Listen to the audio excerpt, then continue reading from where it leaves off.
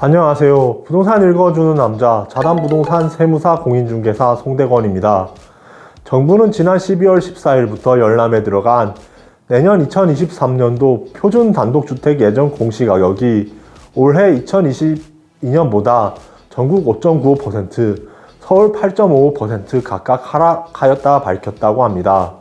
이처럼 지난 2006년부터 발표한 공시가격이 하락한 것은 2008년 터진 금융위기 상황이 반영된 2009년에 이어 14년 만이라고 합니다.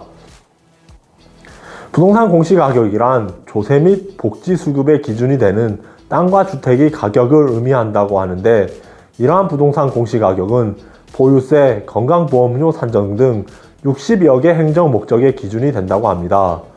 이 중에서 단독주택의 경우에는 정부가 대표성 있는 22만 채를 선정하여 표준 단독주택 공시가격을 산정하고, 개별 단독주택 공시가격은 이러한 정부가 산정한 표준 단독주택 공시가격을 토대로 지방자치단체가 발표한다고 합니다.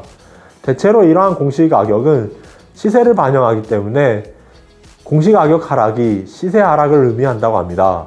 그런데 이번 2023년도 표준 단독주택 예정 공시가격의 경우에는 꼭 그렇지만은 않다고 합니다.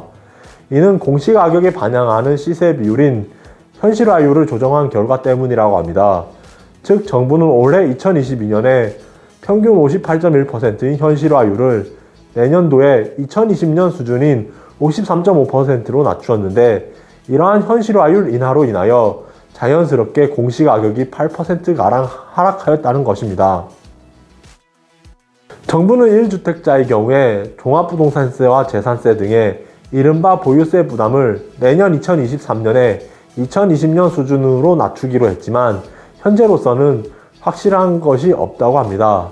그나마 재산세의 경우에는 그 윤곽이 어느 정도 드러났다고 하는데, 즉 정부는 공시가격에서 세금 계산에 적용하는 금액 비율인 공정시장가액 비율을 60%에서 45%로 낮춘 올해 2022년 기준을 내년 2023년에도 그대로 적용하기로 했다는 것입니다.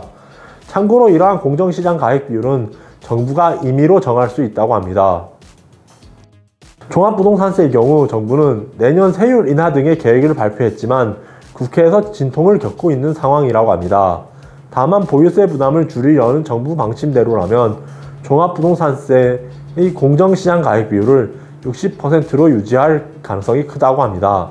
정부 관계자는 이와 관련하여 내년 종합부동산세 공정시장 가액 비율이 아직 정해지지 않았다고 전하면서 시장 상황 등을 종합적으로 고려하여 결정할 것이라고 언급하였다 합니다.